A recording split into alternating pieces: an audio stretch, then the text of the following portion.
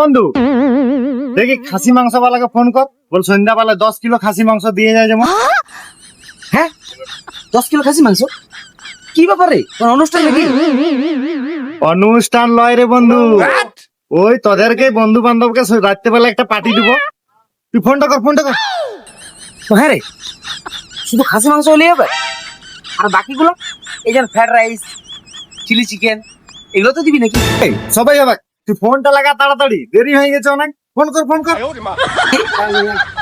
হ্যাঁ রে, আমি না হয় সবাইকে ফোন করে দেবো, বিলটা কে দিবে রে?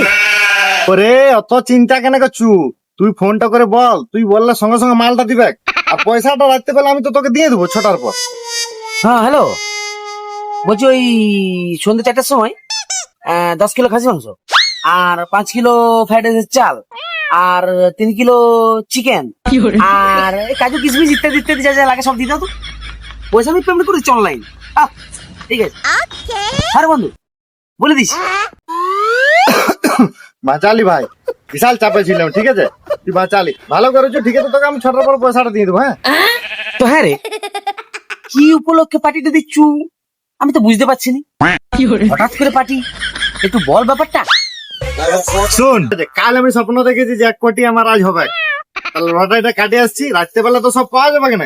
আর 1 কোটি হলে তোদেরকে পার্টিটা দেবো কোথা থেকে, তাই তোকে ফোনটা করে সব অর্ডার করালাম। রাত্রেবেলায় ওই 1 কোটিটা হলে তোকে টাকাটা পেমেন্ট করে দেবো, আর পার্টিটাও জমদার হয়ে যাবে। শালা ওই লটারির ভরসায় তুই আমাকে এত টাকা পেমেন্ট করালি, আর তুই লটারি হয়ে আমার টাকাটা দিবি? खत्म।